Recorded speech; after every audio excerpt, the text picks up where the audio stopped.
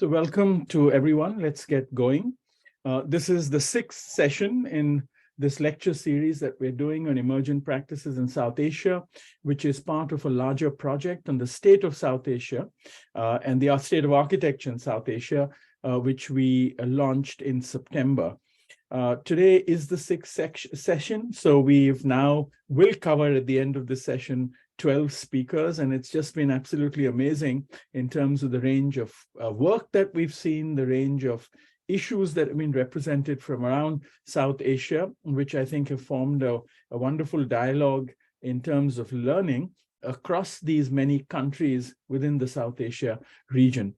We've had presentations so far by Rizvi Hassan and Nrupal Adhikari, Varna, and Anand Sonecha, Venu Daniel, Rohan Chauhan, Marvi Mazar, and Pema, Studio 4000 and Stanik. This has covered Bangladesh, Bhutan, Sri Lanka, India, Pakistan. And today we have two very exciting speakers, Ayaz Hosham and Noor Khan from Afghanistan and from Pakistan. I just want to also just announce that we will be restarting the series and have 12 more speakers between January and March, and we'll make all these announcements in the coming week.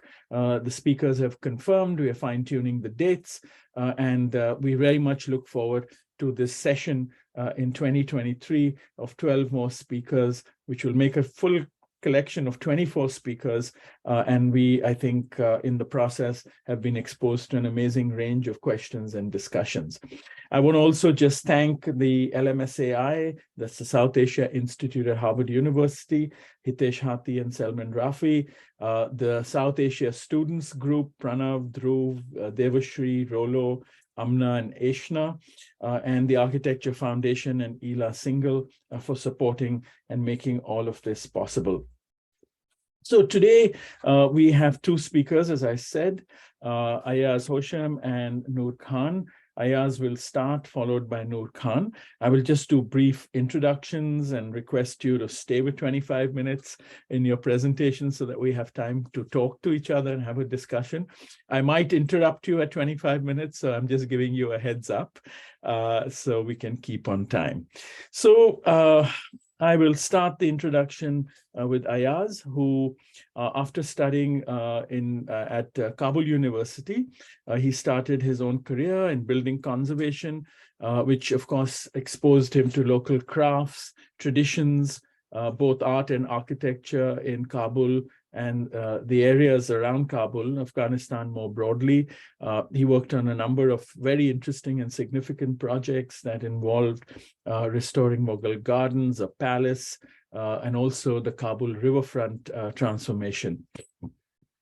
He then studied and did his master's in 2018 from Hiroshima University, and focused on environmental sustainability and looked at the traditional courtyard house in Kabul, but also in Japan, in Hiroshima.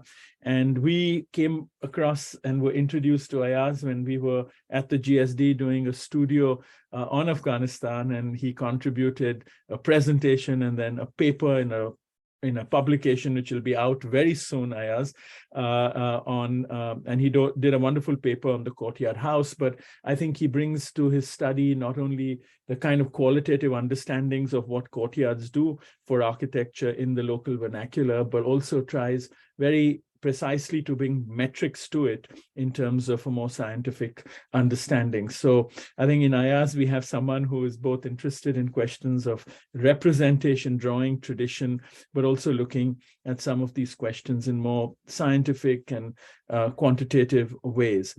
He established in 2019 his practice, which was studio-based, and began to work on a number of projects. But of course, it was a short period, and he had to, move out of Afghanistan following the political crisis in August 2021, and is now based in London.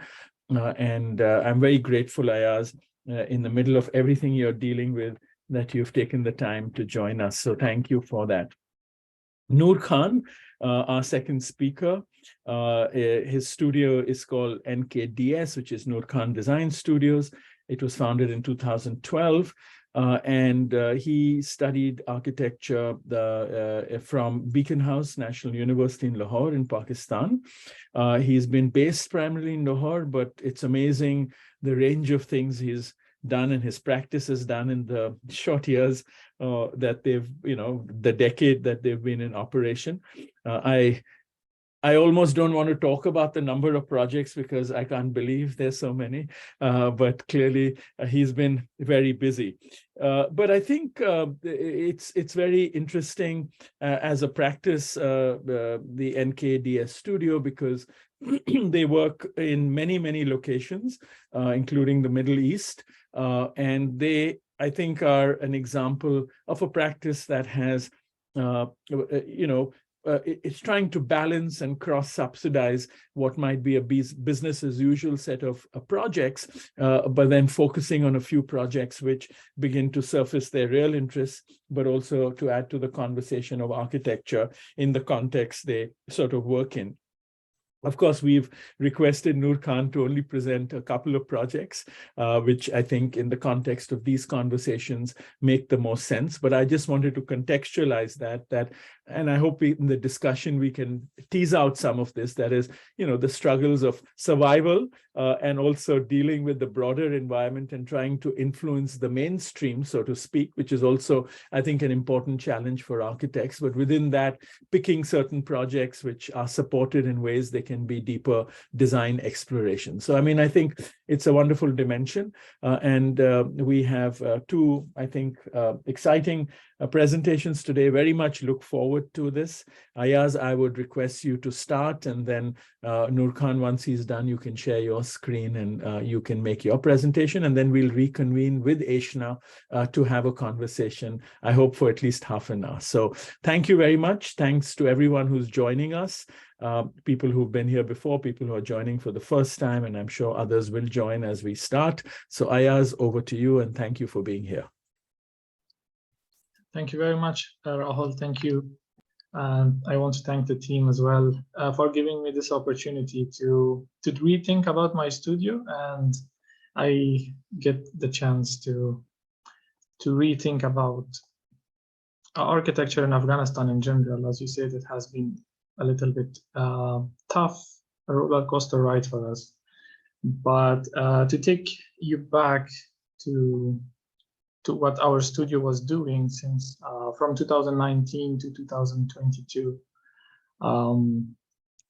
I named this talk, or I titled it, Reintroducing the Vernacular Architecture, because that was the aim of the office and how we started the practice. So let's start with some history about Afghanistan. Afghanistan is well situated between South Asia and Central Asia. It is part of South Asia in some cases and Central Asia in other cases, but it's a mix of different ethnicities that came through a mix of, different empires that ruled once this part of the world. And together with that, the geography is very diverse, and the altitude ranges from 7,000 meters to 200 meters above sea level, from northeast to southwest, where we have, in the northeast, we have severe climates and connection with the Himalayas. And in the southwest, we have, in some cases, plain desert. So this geography has resulted in different climates, and the climate, geography, and the ethnicities and cultures and traditions, I think, have resulted in different types of buildings throughout years. I want to summarize the vernacular architecture in Afghanistan into the flexible architecture, or the remote architecture that the nomads use as tents or yurts, as you can see on the top picture. And then the more rural or pure vernacular architecture that was away from the centers of economy and civilization, and people developed these buildings and settlements using the local material as much as possible, and then they were a reflection of their beliefs and traditions and cultures, and they are the most sustainable, environmentally sustainable houses. And then the third one is the buildings or the houses in the cities that once served as centers of economy. So unfortunately, after 2002, when the Taliban 1.0 regime was finished, the country received a lot of construction boom, and which resulted in many years in crisis in identity in the built environment, and also increasing numbers in energy consumption that challenged. I mean, you can see the photo below. This is from Kabul during the winter, and this was a normal condition, the air pollution from the heaters that burned biomass. So these two were connected, and as an office of architecture, we wanted to tackle these two phenomena, the identity in the built environment of Afghan cities and also sustainability. We first focused on environmental sustainability, but noticed that we should consider sustainability as a general term, and then I will come back about, I will talk about it later in the presentation. So our office was called Noqta. In 2019, we established Noqta as a studio in Kabul. Why we call it Noqta? Noqta is basically the Arabic word for a point, the basic geometric element. And we wanted to start with something simple, and hence Noqta. Our office was busy with architectural design, research in environmental sustainability, building science, and then we were also doing research in parametric design and digital fabrication. In addition to that, we had the knowledge of carrying out cultural heritage documentation using the up-to-date technologies such as 3D laser scanning and photogrammetry, and we also carried out those activities. So our first project, the largest project that we worked on, was based in Herat. I would like to explain about the city first. Herat, also called the Pearl of Khorasan, is located on the northwestern corner of Afghanistan, bordering with Iran and Turkmenistan. The city has a history of 550 before Christ, and the Alexander the Great conquered the city and built the citadel in 330. In the Middle Ages, it was known as the Pearl of Khorasan. During the Timurid period, the city flourished, and it was the focus point of the empire. And the city, or the region, or the province, has nurtured people such as Ustad Kamaluddin Behzad. I have included a miniature painting by him, and Khwaja Abdullah Ansari, a Sufi and mystic, and also Nuruddin Abdurrahman Jami, and the likes of these great people. So building in this city was quite a challenge for us.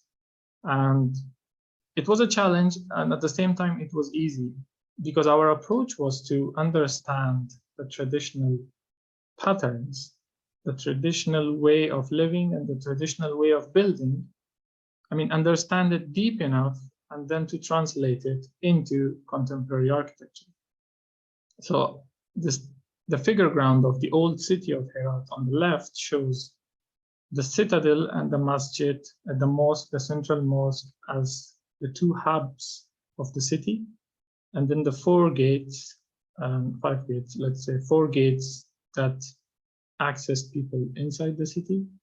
And the 2 main thoroughfares that connected people, the main routes that people were connected, that have the bazaars alongside these routes. And then you have the dense settlement inside these 4 squares. So the dense settlement is made up of courtyard houses. Why? Because fairly simply, Herat has a hot, dry climate. In summer, the temperature reaches 44 degrees, and they have a constant northerly wind blowing for 120 days. That's 3 months of summer. So the courtyard houses and creating a dense fabric is a solution in order to prevent overheating and then creating safe or comfortable spaces or buildings. The traditional courtyard houses of Herat. The traditional courtyard houses of Herat are an amazing experience when you reach them. So the experience starts from the bazaar, where you face high amounts of sound and heat and meet a lot of people. And then once you move from the bazaar to the alleys, you start to lose those. And then the alleys provide shade with the overpasses and the narrow urban canyon. Then you experience cooled and less sound and more security. But then the alleys are shaped in a way that you cannot predict what will you face in 5 minutes of walking. So it's creating a maze, and then after you have come to an end of the alley, passing from an overpass, you enter the foyer of a building, and then you probably see a small courtyard, and then you move to a bigger courtyard. And surrounding these courtyards are the rooms, which have, in some cases, second layers of rooms for more privacy. And because these houses are attached to each other, the attachment to each other and then the high thermal mass creates extra insulation so that the heat doesn't hit the building in 4 sides. The heat or the hot wind passes from the roof, and the courtyards shaded with trees and sometimes carrying water bodies create cooler environments. And these introvert houses show their beauty only inside the courtyard. From outside, you see a continuous wall moving. And as one of our professors, Ustad Kazimi, said, in these settlements, you are always inside. You move from one inside to another inside. You're never outside. So we understood this and tried to replicate as much as possible, and then benefit from the environmental qualities of the courtyards and also from creating the similar experience in the building. So this is a collage showing what happens inside the courtyards and the veil between the courtyard houses and the alleys. So all the beauty and all the life and cool is inside the courtyards, and the alleys are more blank canvases. Our project was building a building complex for the Civil Services Commission, a government body in Afghanistan. The site was located on the east part of the old city. You have the old city shown here, and then on the eastern part, we had a narrow side, a long and narrow side, which had only one main axis in the north and a very small axis in the south, the secondary axis. And it was completely blocked from 3 sides. On the right-hand side, government buildings, and on the back and on the left-hand side, we had residences and mixed-use development. The site, one of the characters of the site, besides being close to the old city, was the existence of pine trees. So once you enter Herat, beside the heritage that you notice, you also notice the pine trees. So our aim was to keep the pine trees, conserve 2 historic buildings and build around them, And because we have only one access in the front, we would create a courtyard building complexes. So in terms of privacy, we arranged the functions such in a way that people who are coming to the examination center, which is a more public place, who are closer to the street, and then the private functions, such as the administration, goes into the back. And this is the arrangement that we came up with. So from the right-hand side, you see the examination center block, and then you have the institute. You have the auditorium, which has the cafeteria in the basement. And these 3 blocks surround this historic building and create the largest courtyard.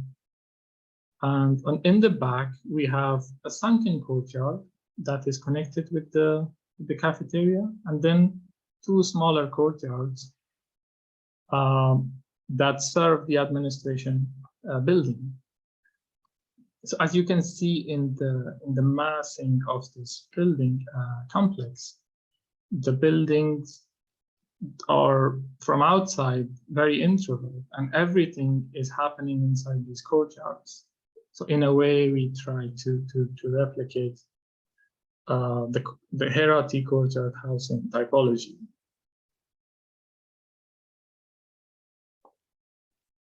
So on the left-hand side, you can see the proposed ground floor plan,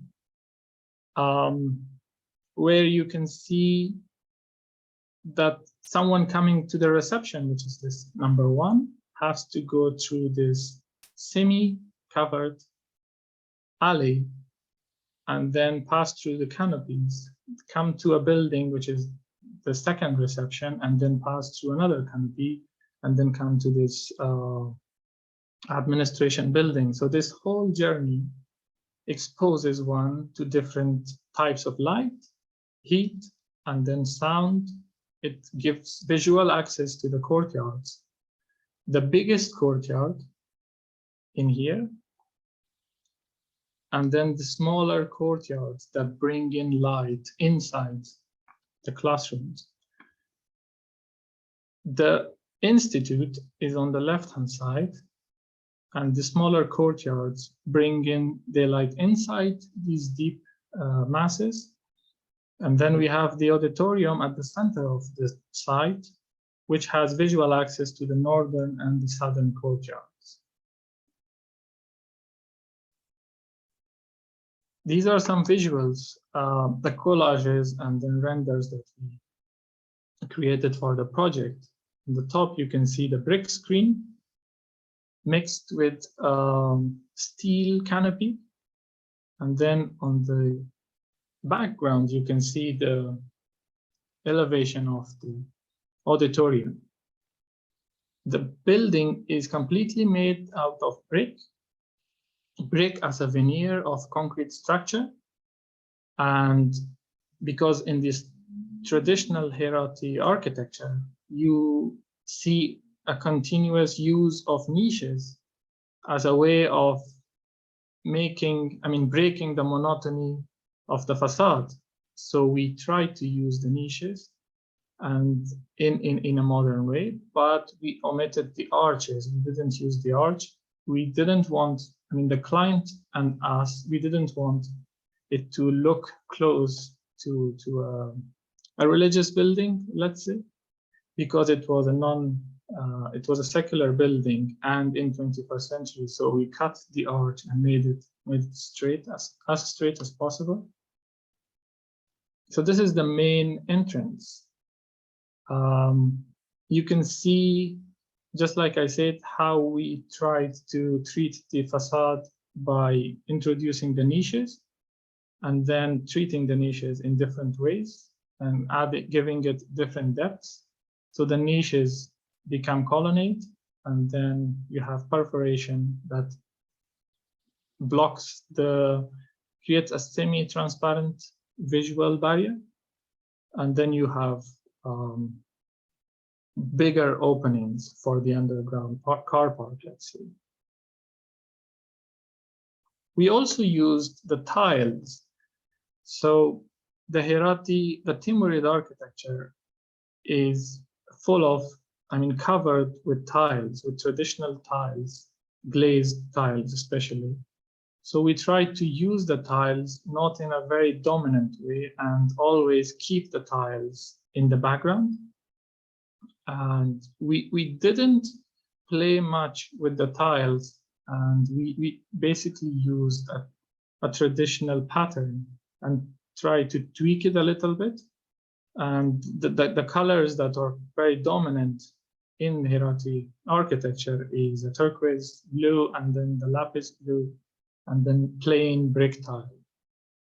We wanted to maintain the balance. I mean, we didn't, just like I said, we didn't want to create the impression of this being a resurrection of the traditional architecture, but not in 21st century, but at the same time of the Timur period. So this image shows the courtyard, and in the middle you can see the wind tower, which I will talk about in a second, and you can see the facade treatment.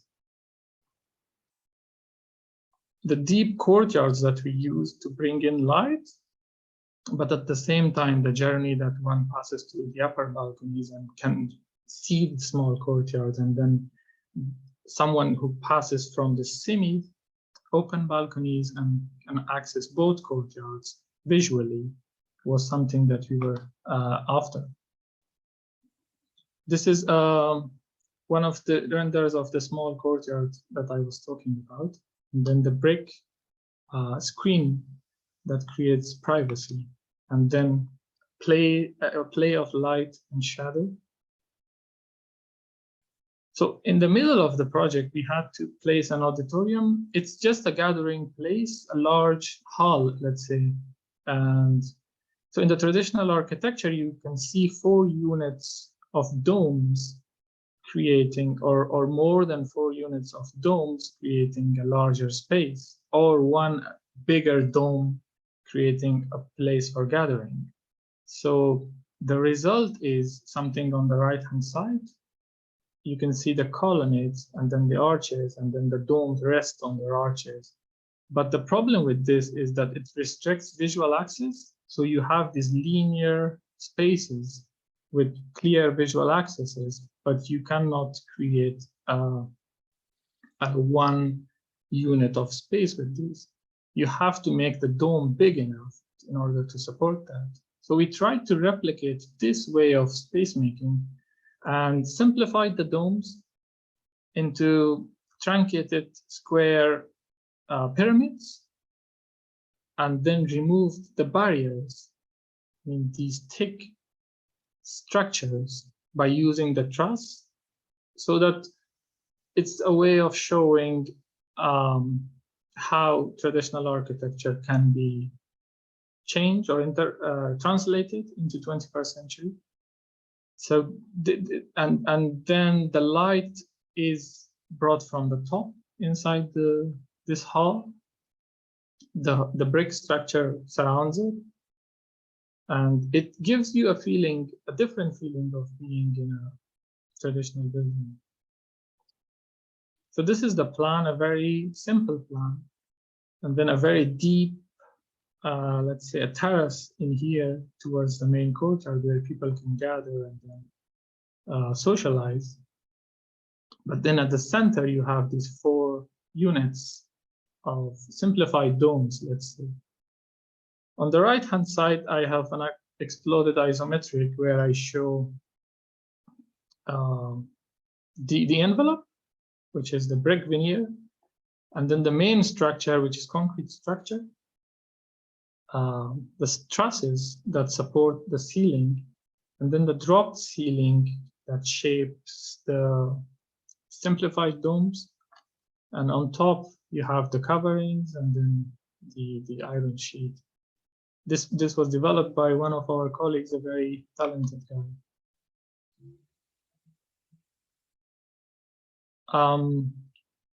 One of the features of the old city, or let's say the Herat city, is that you can... Ayaz, I know this is the last project, but about 5 or 7 minutes, if you can wrap up, it would help us. Thank you.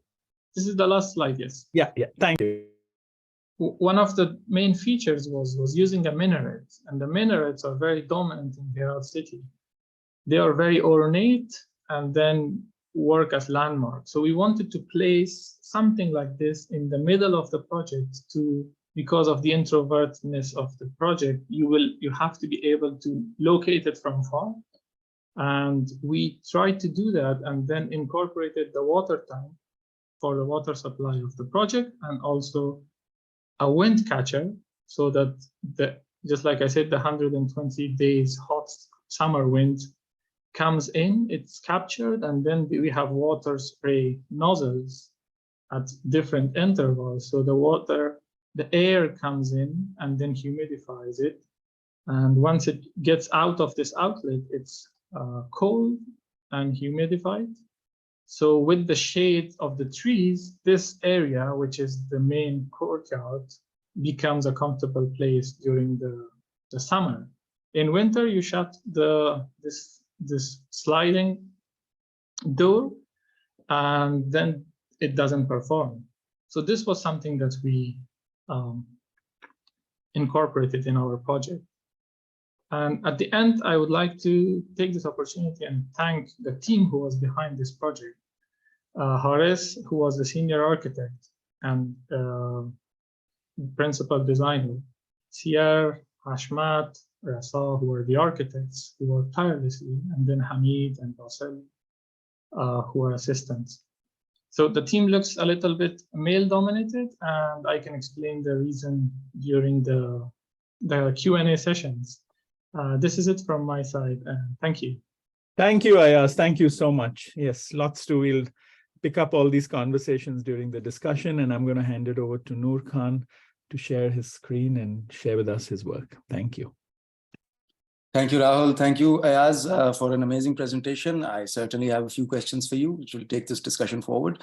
Please let me know if you guys can see my screen. All good. Thank you. Okay, cool. So basically, I'll just get right into it because I have a habit of talking a lot, and these are two projects which are extremely close to my heart, so I would want to talk a lot about them as well. So I'll just get right into it, basically. So I'm going to be talking about two projects today.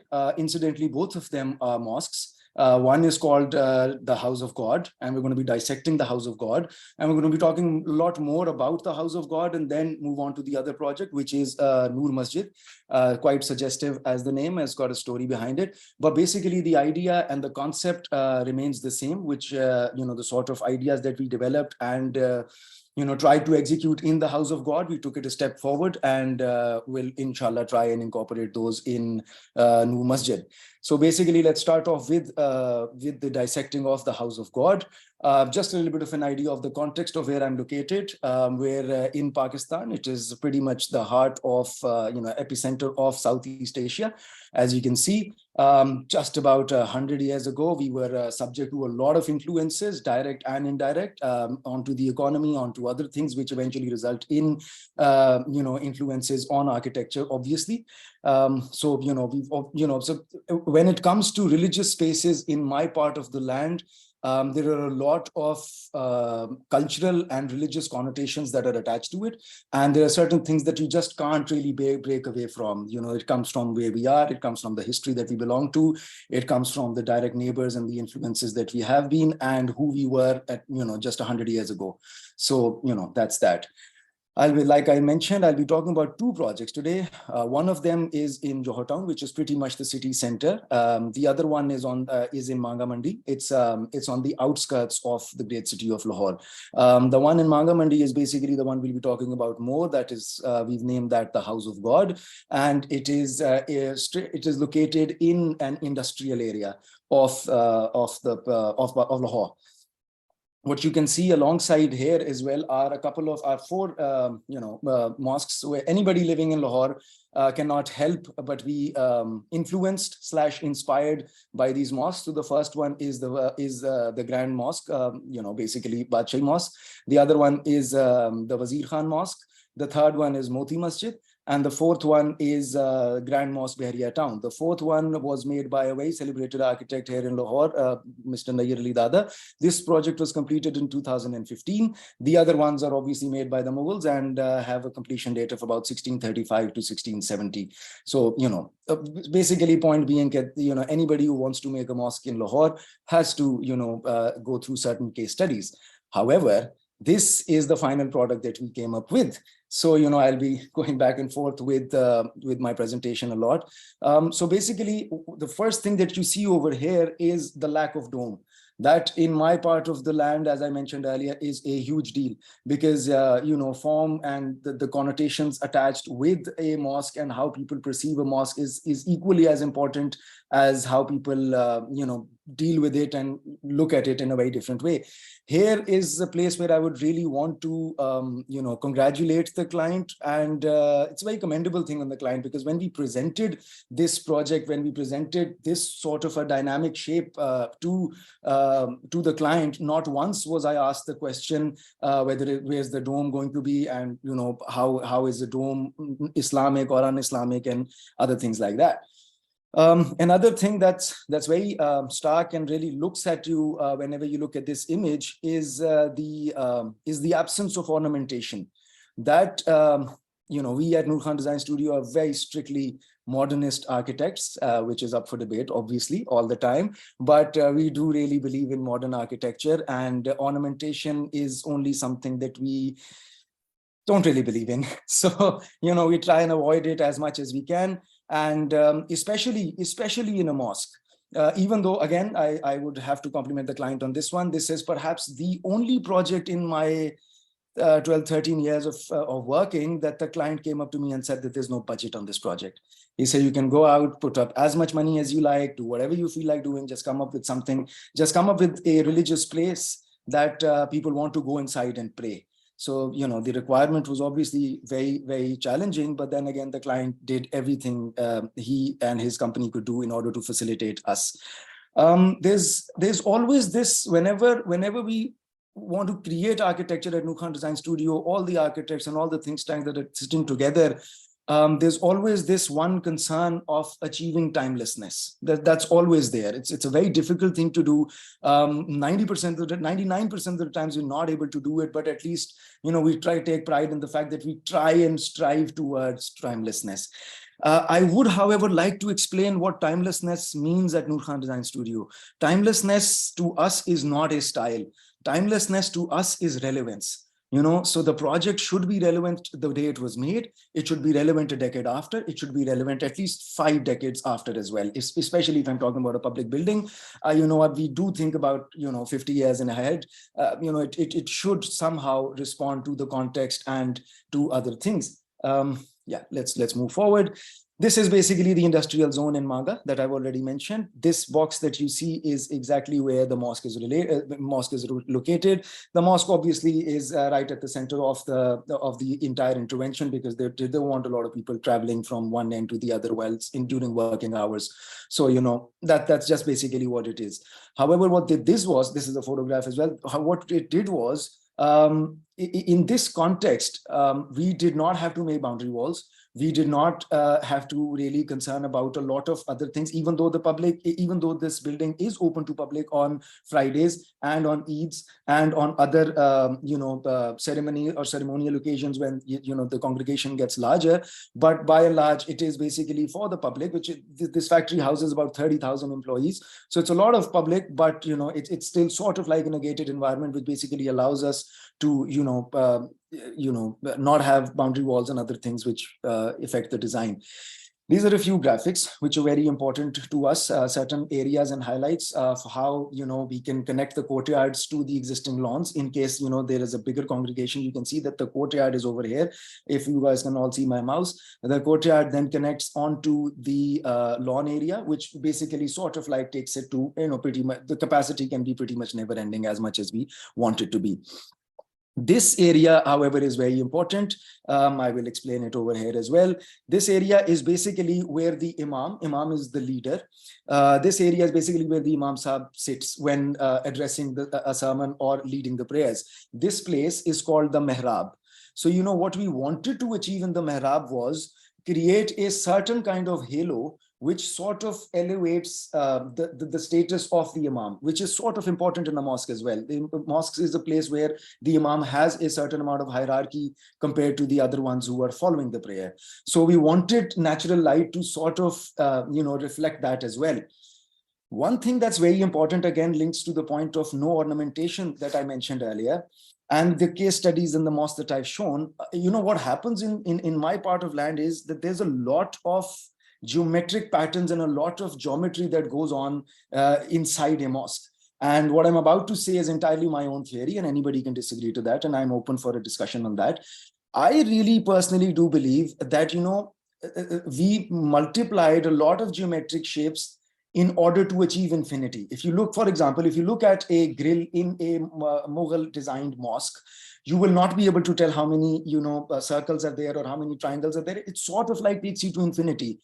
I think that this is because, God directly relates to infinity in Islam and the religion that we follow over here.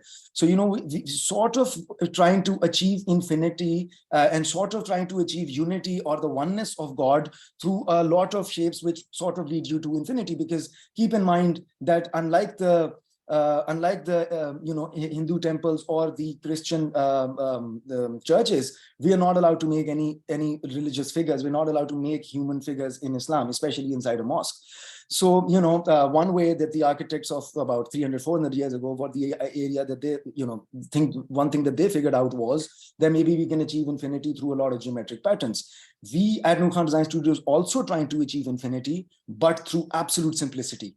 So there's no ornamentation that goes on, as you can see on the inside of the photographs over here. You can see that there are, there's complete lack of any sort of ornamentation, and we are trying to achieve infinity through the celebration of natural light. That is why it was very, very important for us for this mosque to look, different at dawn, at dusk, at midday, at noon, and all the, the 5 times of prayers, because we wanted the mosque to have a different experience every time somebody comes in at a different time to pray. And the same, obviously relates in summers and winters and takes it to other places as well.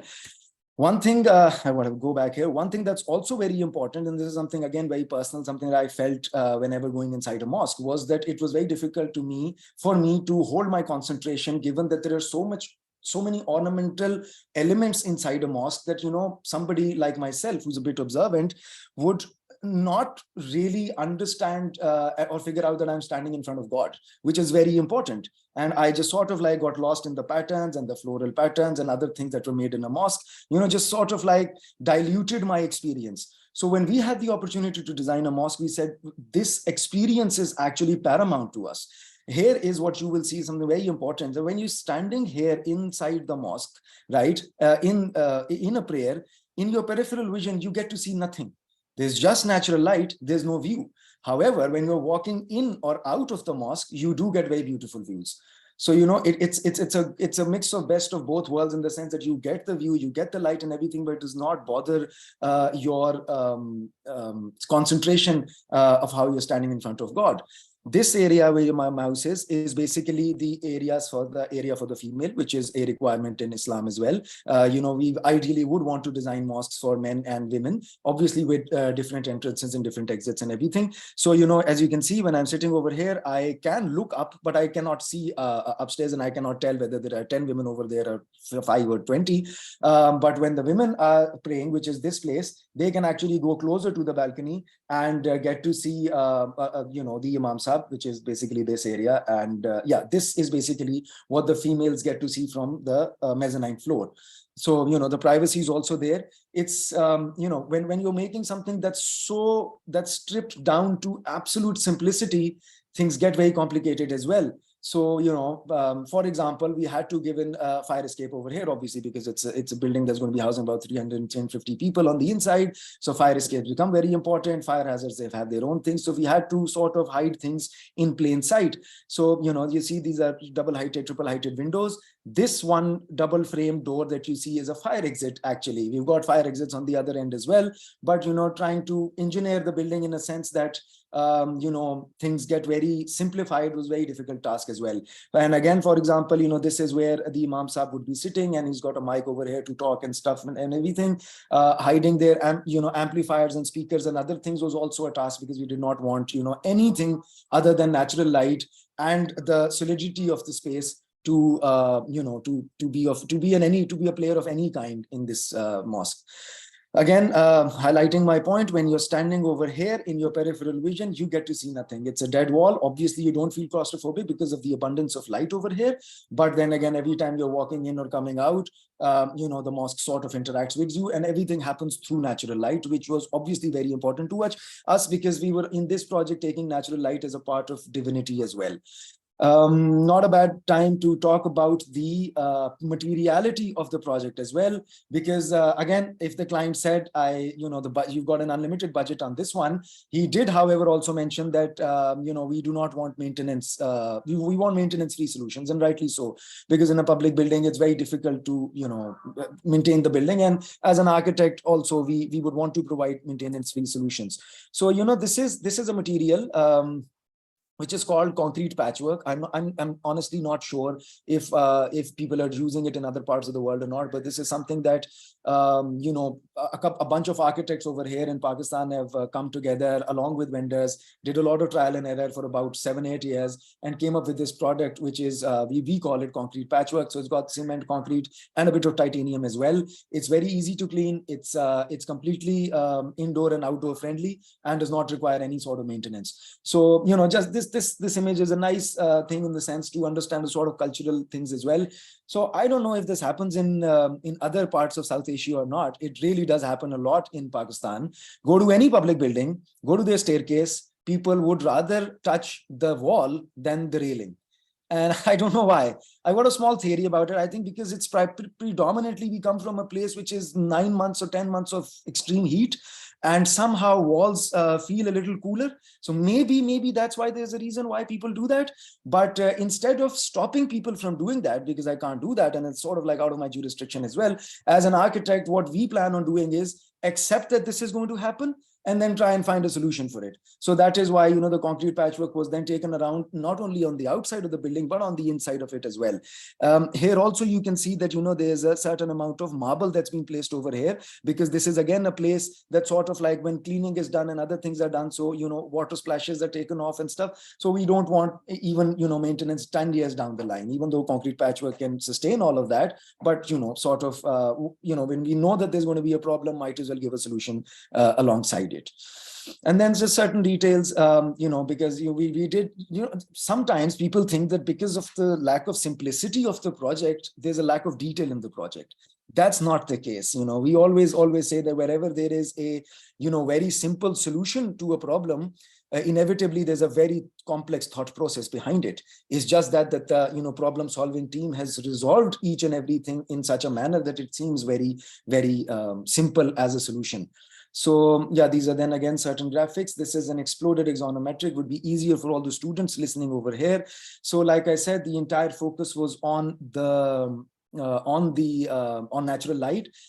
Here you can see the walls become the windows sort of become dead walls. Over here you can see that the windows provide views depending on where you're standing or whether walking or not.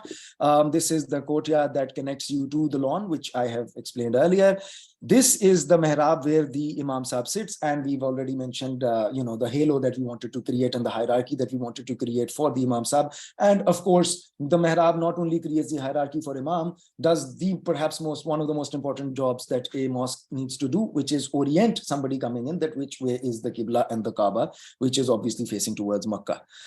So these are then other certain graphics that we had for the mosque. This is the Imam Sahib. As you can see that there's a certain amount of natural light coming over here. This is the area for the men, which can be connected onto the lawn behind it. This is where the females would be, and they can share one space but have entire and have complete privacy for all sorts of things. Just pretty much self-explanatory now. I think we'll take questions once we get to them. Let's get back to Rahul. How much time do I have, if you don't mind? Yeah, about 10 more minutes. Oh, really? Good, cool. So we have, so okay, I can talk a lot more about Noor Masjid. So getting on to the Noor Masjid, as the name suggests, it's a very unique project in the sense that the client is also the architect of this one. So really very, very close to my heart, this project. This piece of land was bought by my grandfather, and we've been running a mosque over here. And in 2022, we decided to renovate this mosque and take it to another level and increase the capacity as well. Right. So obviously we've because House of God is a pretty decent project, if we may say so ourselves. So we wanted to take the learning of that project and then apply it over here. And this is also a very nice case study for students in the sense that I did mention when explaining the context of the House of God that we had a liberty of being in the sort of a gated community, gated environment, yet not being gated either. So it is a very nice project in that sense. This project, however, is an out and outright public building owned by the public, and completely the public takes entire ownership of it. This is where it is located. It's, as you can see, it's a very dense urban environment because now we're very close to the city center. And we're on, this is basically the main canal road. For anybody who knows anything about Lahore, knows that Lahore actually functions all alongside the canal. We wanted to, take the learning of the House of God and take it to Noor Masjid as well. Certain things that were here, I'll probably get back to these sketches in a bit. So yeah, this is where we want to explain a lot of stuff to you. So, since it's on a very located in a very densely populated urban area, it was very important for us as an architectural team on both these mosques to sort of disconnect the person, anybody coming in, to disconnect from the outside, because that's very important when you're praying, especially when you're praying 5 times a day. During midday, there are 1,001 thoughts going in your head, and as a Muslim, you're taught to actually, stay away from those thoughts and just be oriented all towards Allah, in at least to the time when you're praying. We somehow wanted to reciprocate that feeling in design and architecture as well. So what we did was we actually called the entrance doors entrance portals on these mosques, on this project, because as you can see over here on this 3D as well, that when you walk in, it's sort of like a screen that's a completely different world on the inside and a completely different world on the outside. And that's a very deliberate thought that we wanted to do.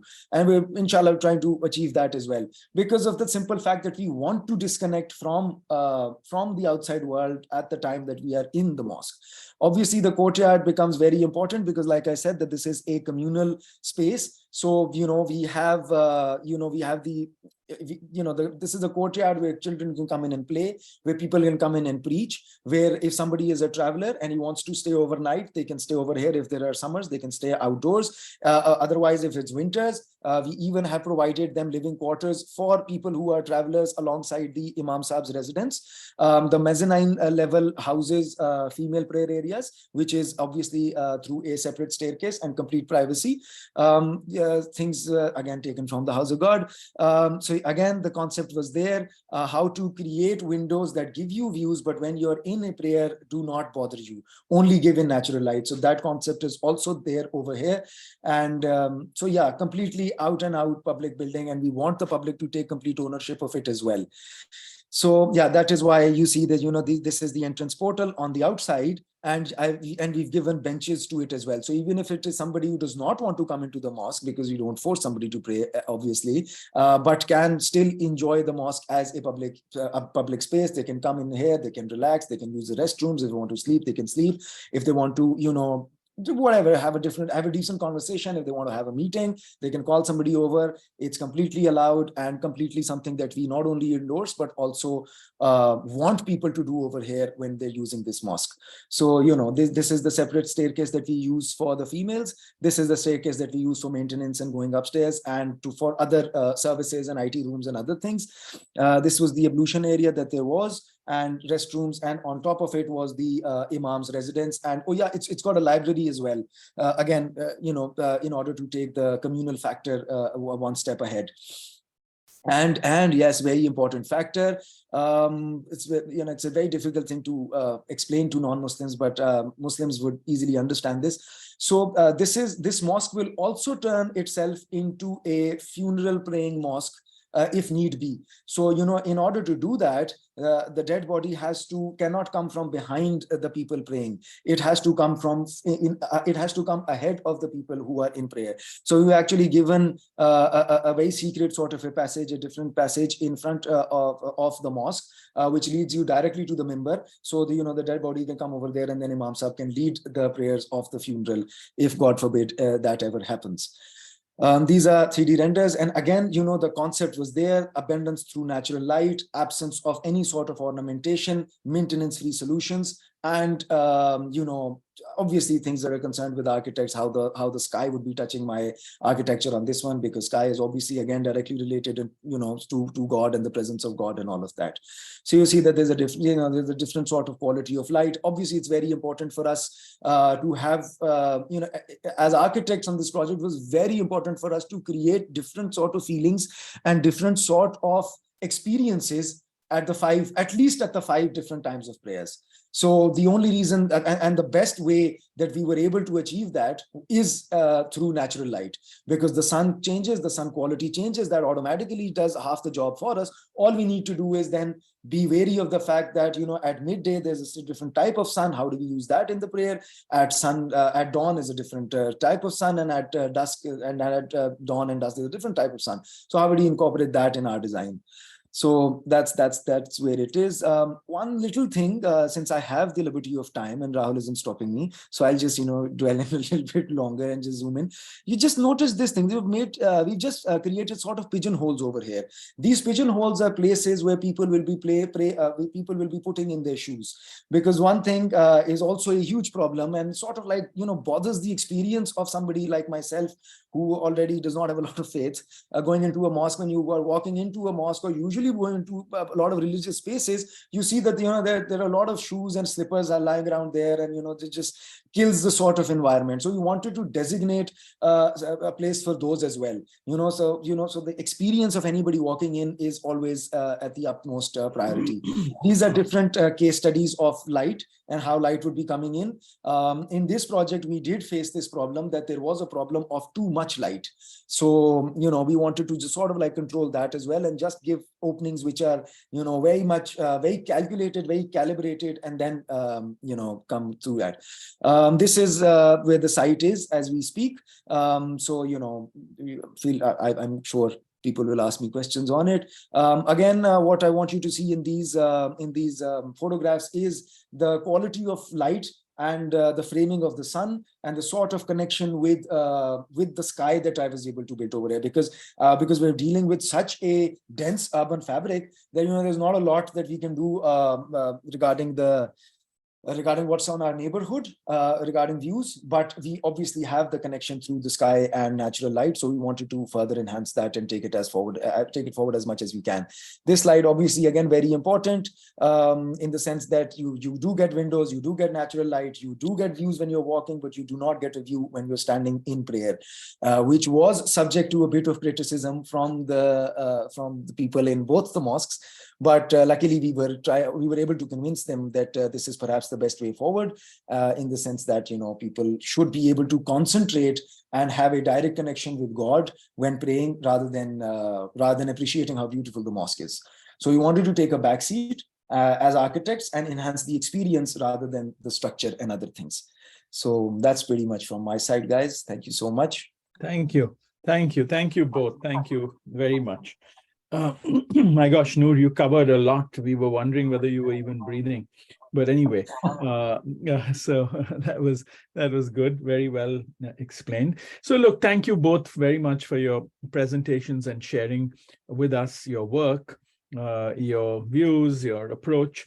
It's so clear that in both your cases, as we've seen with, I think most presenters, but somehow there's a kind of, this is a question or an observation that for me has surfaced very strongly here, which is both your approaches of trying to excavate and understand the cultural landscapes that you're working in.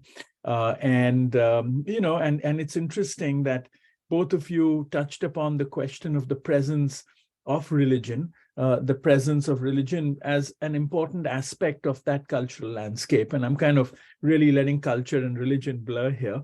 And then in both your cases, through that deep excavation of understanding the moments that architecture that is attributed to religious use sits in a society, you both seem to attempt to also, while reinforcing the deepest qualities of those religious experiences, are also kind of moving them into secular buildings in some ways.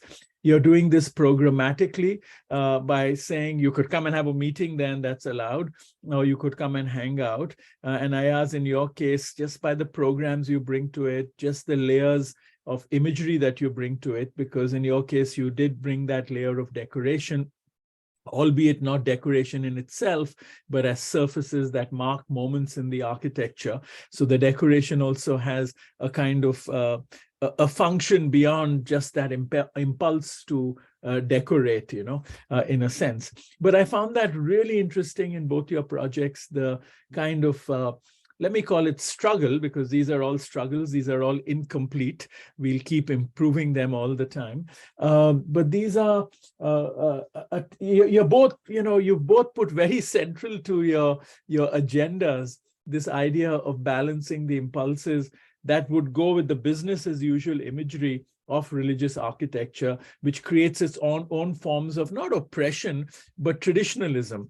Whereas if you're also forward-looking, the architecture can play a big role in trying to connect practices and spatial practices, in a sense, in these buildings to contemporary life, and a life that, you know, you're projecting as something that you think society should engage with. So, I mean, I must commend you both for that. It's sort of really quite wonderful. You know, and I think, I mean, we can have a conversation. And Ayaz, you wanted to elaborate on the male-dominated practice.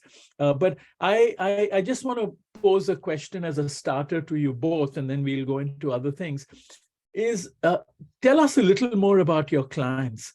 Tell us a little more about how the projects happened. What were your conversations? What is the kind of form of patronage, in a sense, that you got? Noor Khan, I mean, I think that first mosque was in another work complex, but even within that, clearly this stood out, and how you intervened, and what was that relationship like? And I asked similarly, if you can tell us what that process was. If we can start with that, then we'll get to other questions. So maybe Ayaz, you can go first, and you wanted to complete the question of the composition of the practice, and if you can tell us about the clients.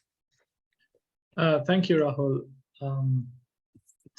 So first thing first, when we started our practice, we were not sure that we are going to survive. So to be conservative, we had a large basement free near our house, which was located near the main street. And then I renovated that basement as a studio.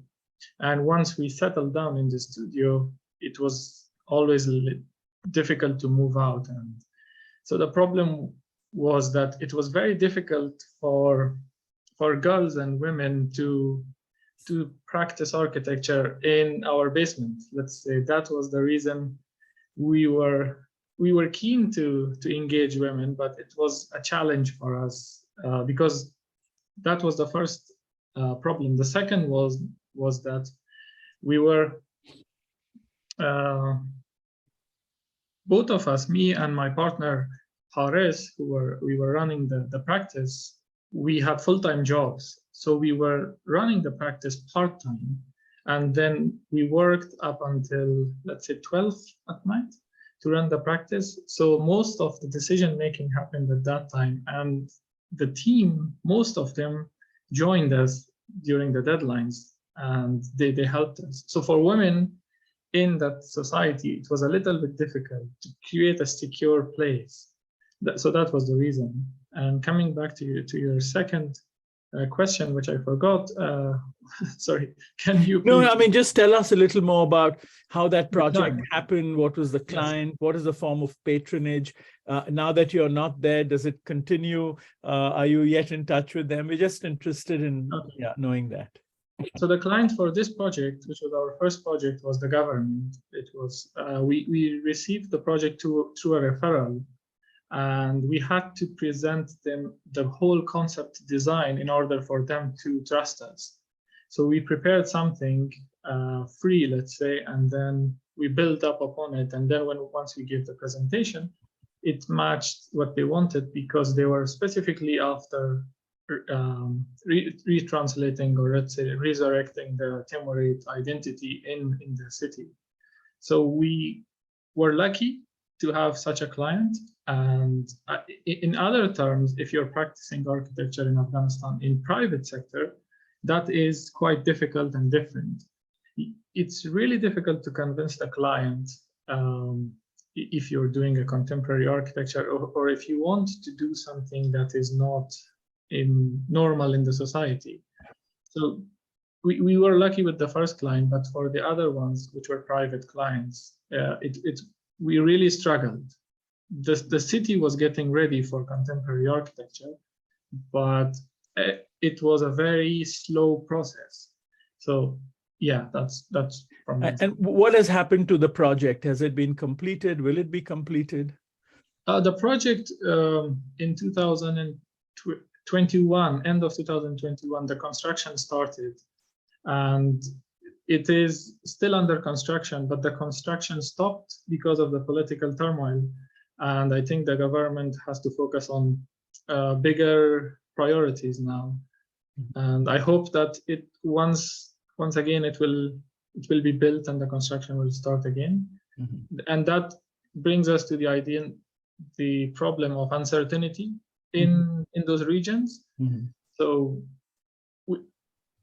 when we were talking about sustainability, so we also thought about social sustainability. And then this project wasn't something that people didn't like, or people felt it was an alien or a foreign inside the context. So even within this new regime, I think there will be no problem in restarting the construction of this project. Mm-hmm. It's just a matter of funds and priorities, I think. Mm-hmm. But Ayaz, now that we are talking about this, Noor Khan, if you don't mind, there's a kind of related question, and I see also a question in the chat which is related. So, I was going to ask you about the question of this notion of displacement, right? Because correctly, you've moved, and you had to move with your family, as many other people I know, we know, Kabul University, etc. And so there's a kind of a displacement, and I mean, it's related to the question of, how you reconnect, and can you even reconnect?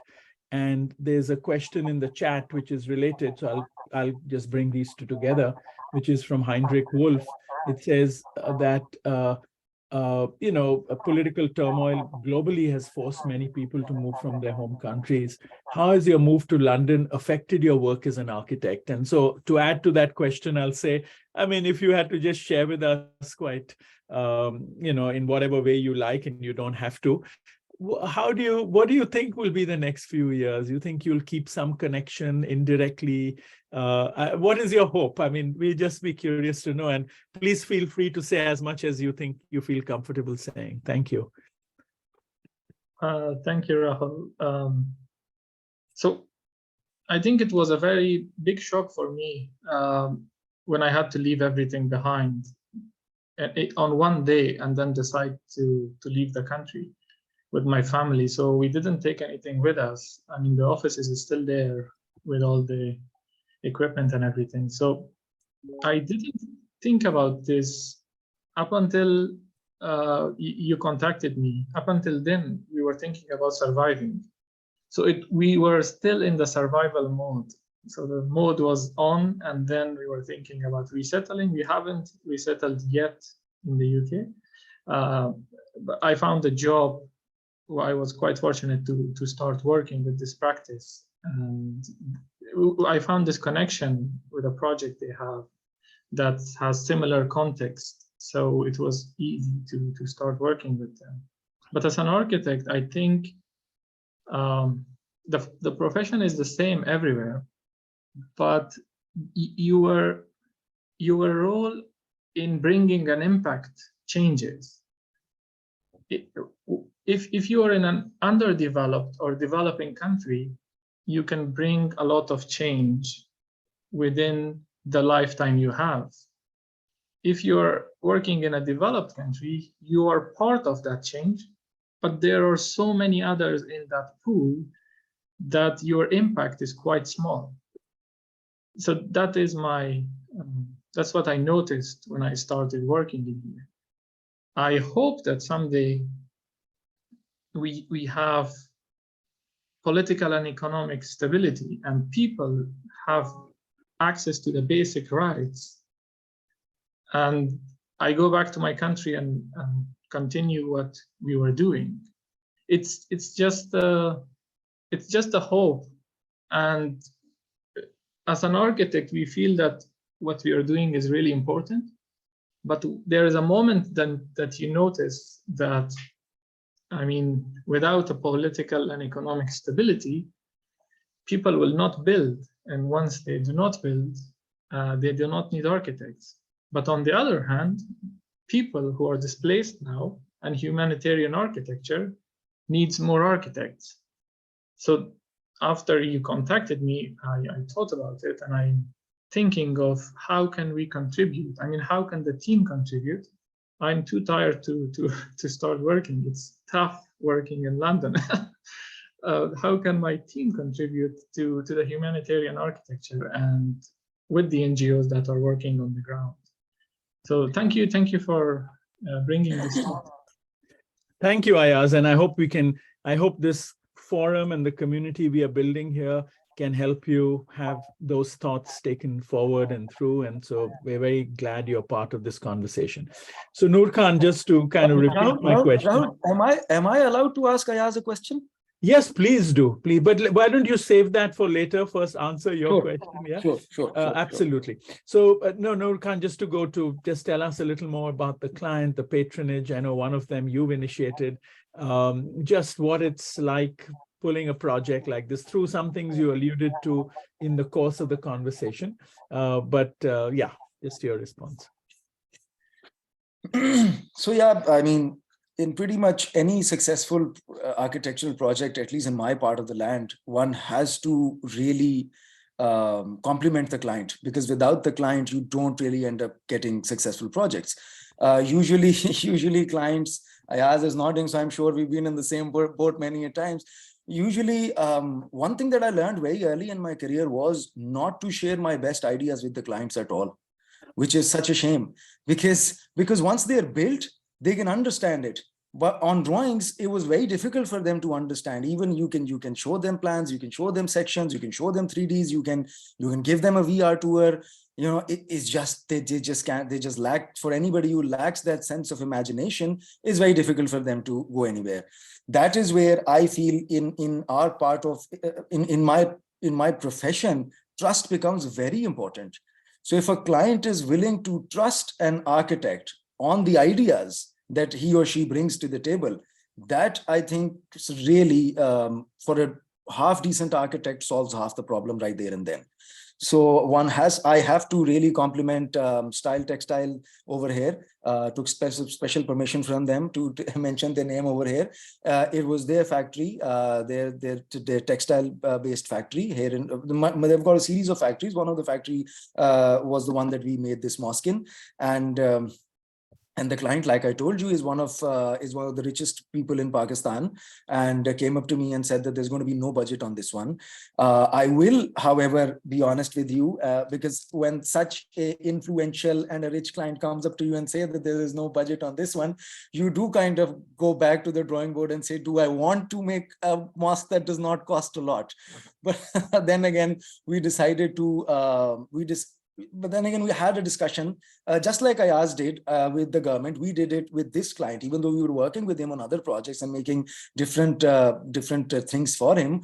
But with this project, we made the entire 3D, we made the entire plans, entire sections, everything, and took the final product to them, because we knew that the client is not going to understand it or could fully comprehend the project on just drawings and sections. And we did not want to take the sole responsibility of such a dynamic and cutting edge project, if I may say so, which is kind of cutting edge given my part of the land, you know, where where one still has to explain to a lot of people that the dome has nothing to do with Islam. People still refuse to believe that. And so, yeah, that just, one has to compliment the client on this project, because they trusted us like no end.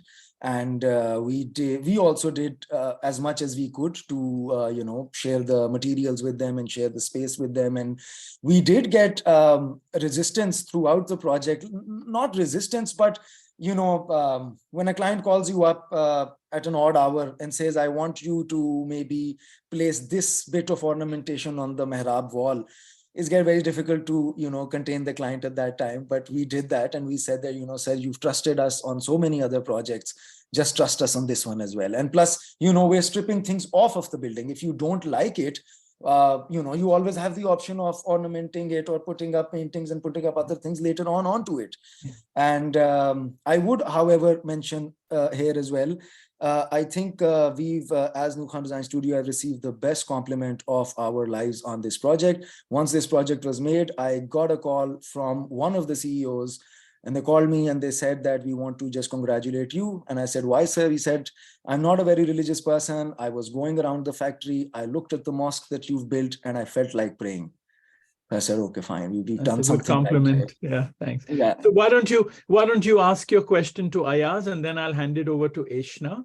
Eshna is, well, she was a student. She's graduated now. She holds a dual degree with an MDes and a Master of Urban Design, and has been part of this project from the beginning. So she's come on as our panelist. So she will ask a question. But first, Noor Khan, you can ask Ayaz your question. So my question is a bit generic, Ayaz. It's not specific to the projects that you and I have talked about. But you were running your own practice here in Afghanistan, and a very successful one, as we can see the projects that you've been working on, very dynamic, very lovely ideas. How big is that shift that you leave your homeland? Obviously, you leave your context and you leave your own practice and go out in one of the global cities of the world and work as an employee. How was that transition like? And one thing you have mentioned that, when you are in a bit of an underdeveloped area, it does give you a lot of opportunities to make a bigger impact. So you sort of answered my other part of the question, but are there any other, things that you feel working in London that you are not as liberated maybe as you were in Afghanistan? Or am I just completely on the wrong, completely thinking in a different direction? I just wanted to know that. Thank you. Thanks, Ayaz. Thank you, Noor, for the question. It was easy for me to restart my career as a person who is no longer the decision maker, because the idea of survival came, and then I had my family and the idea of resettling in a bigger city, and also because I noticed that so I took aside my ego and the idea of the ego as an architect, that you have to always design and take design decisions. So that was easy for me to readapt to the situation. And I was lucky enough to start my work as architectural designer. So architectural designer is another way of saying architect in the UK, because you need to be legally an architect to be called an architect. So it's just, I'm not registered yet. So the big challenge for me is passing those exams and then being registered here as an architect. And I'm in my 30s now. So it's a big shift. But at the same time, the good thing is that I'm validating what I was doing in Afghanistan here in an international context. This is really important. I am making sure that what I did, which things I did was correct, and what decisions that I took were wrong. And there are many wrong decisions that you take as a small practice and working in architecture. I'm sure you agree with that. So it's a balance, and there are no restrictions, to be honest. It's just a matter of working in a bigger practice and finding your own place and playing as part of a bigger team. And it's just learning. I'm really fortunate to have the opportunity of learn and, just like I said, validate my skills and everything. Thank you, Ayaz. Eshna, over to you. Thank you, Ayaz and Noor. this entire conversation and your presentations was really inspiring for young architects and designers like me.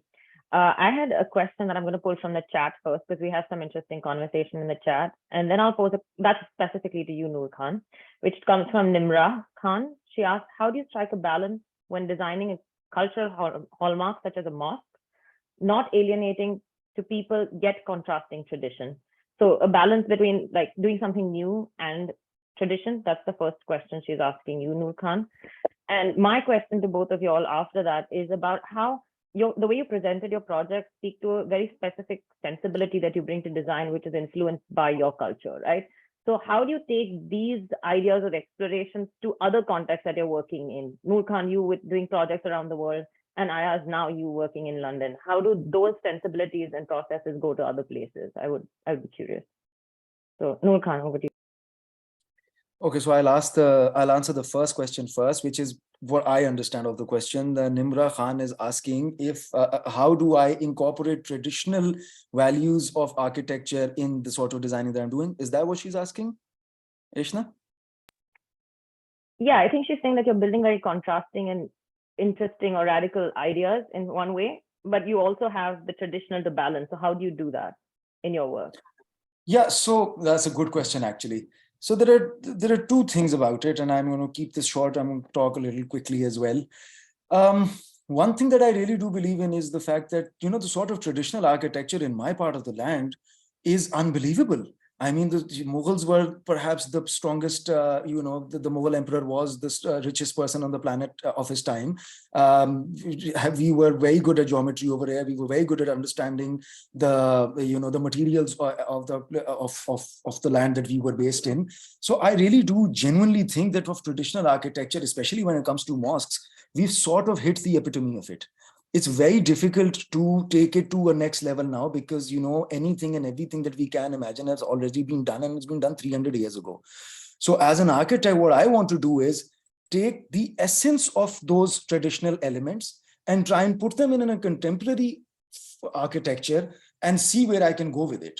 That's basically experimentation. That's why the word studio in our firm as well, because we experiment with designs. We also do not know, where we're going to end up. We do not claim that we know what we're doing is the correct thing.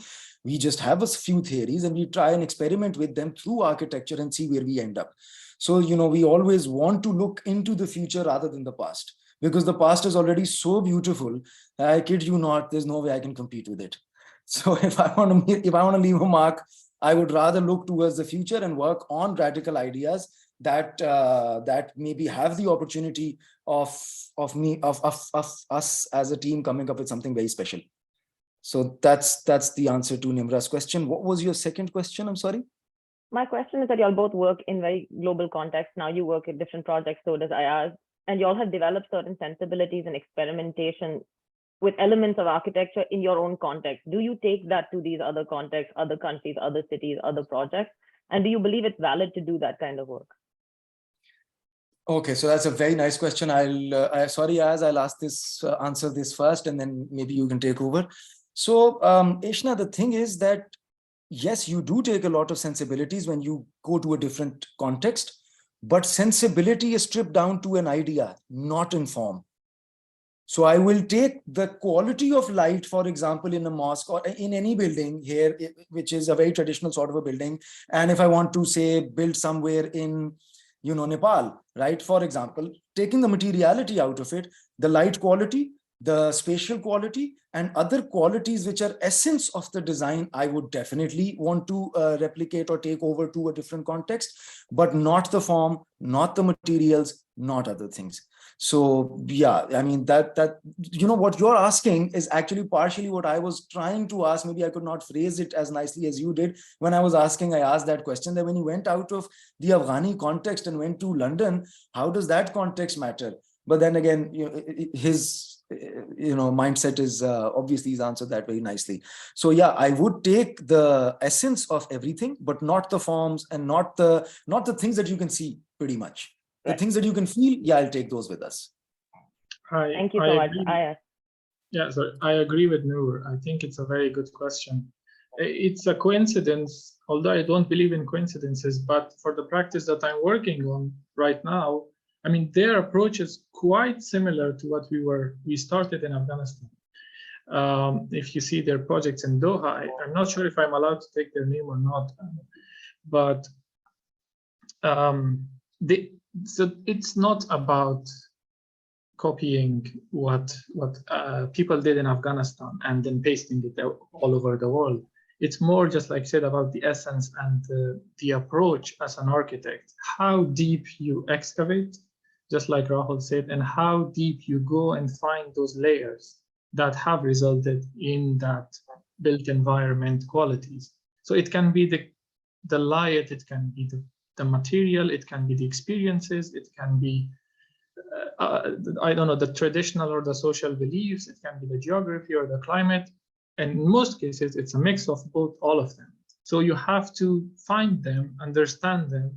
And then the good thing is, me and Noor, we do the same process, but we produce, not now, but if we do this, if we go through the same process, we will produce different results. So it's not something that when you go through this process, all the products or the architecture buildings or the buildings will be the same. No, it's the process, but the result will be different because my background is different than the other architect, and my understanding and my taste is different than another architect. So it works if you deeply excavate and find the layers and then choose how you translate them. So the art of an architect become, I mean, evident in that moment when you choose how will you translate them. Thank you so much.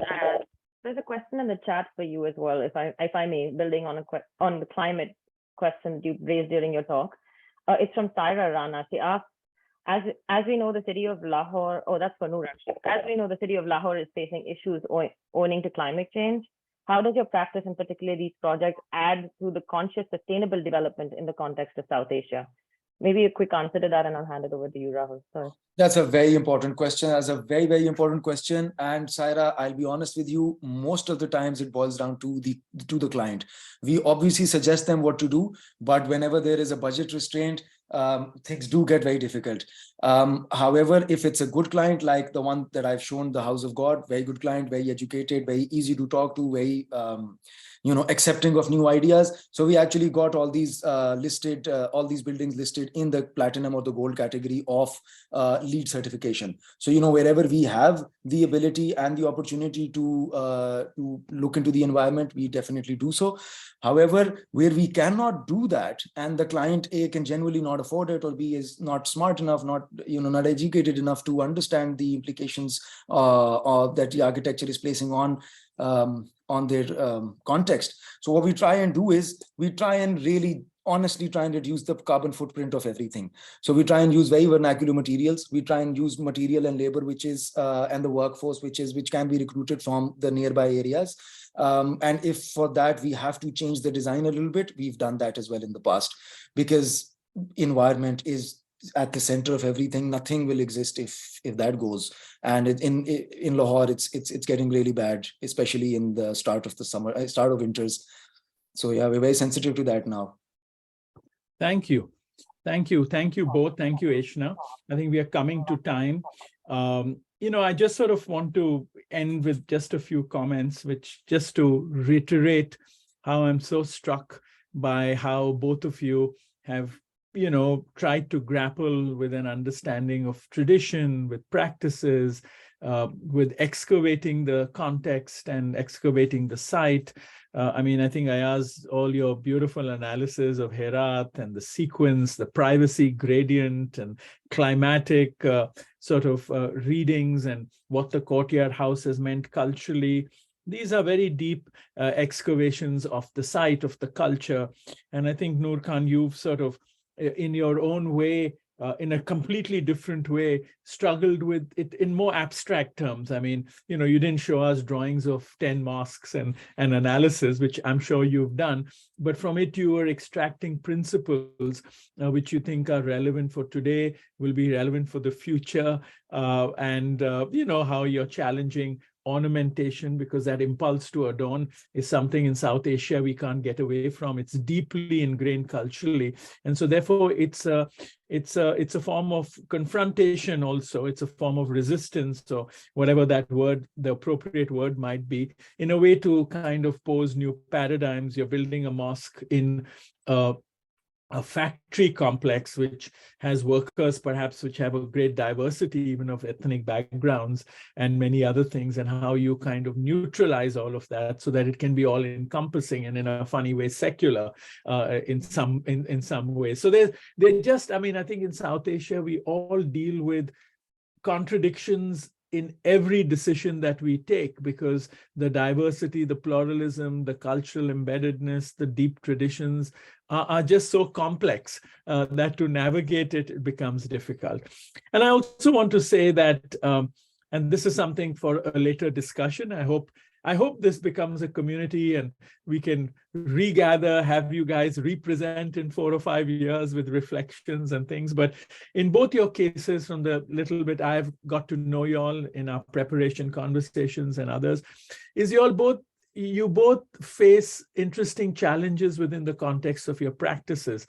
Ayaz, I think in your case, it's a question of displacement. You're now working in a completely different context. Your interests in representation, the drawings you make are beautiful collages that are, inspired by miniature paintings, flattened perspectives, and all sorts of techniques. Your deep interest in history, tradition.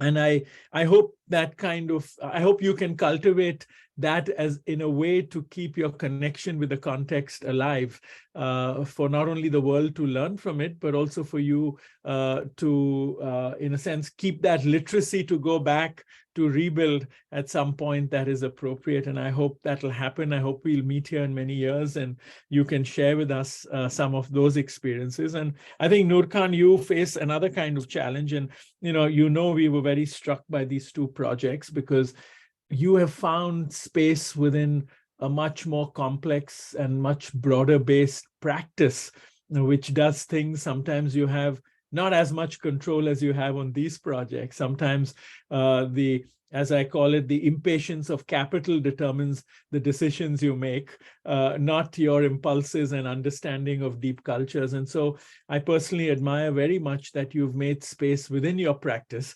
and you've created this form of both financial and intellectual cross subsidies that you can also explore ideas within a bigger ambition of actually trying to make a difference within the mainstream of practice, which is the broader model that you have engaged with. So I think that's a very brave challenge you've taken on.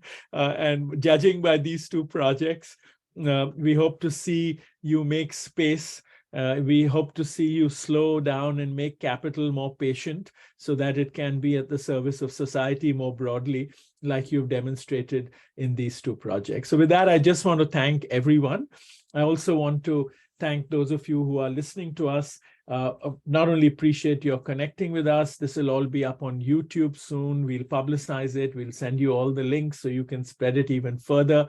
We have 12 good lectures that will go up as this first series. And our next 12 lectures start on the 28th of January and they go till the 4th of March. It'll be every Saturday for 6 weeks, back to back. So every Saturday we'll have 2 lectures for 6 Saturdays and we'll cover 12. So with that, again, want to thank everyone, particularly Ayaz, Noor Khan for participating, Eshna, and all the students from the South Asia GSD for all your support and enthusiasm. Thank you. Thank you.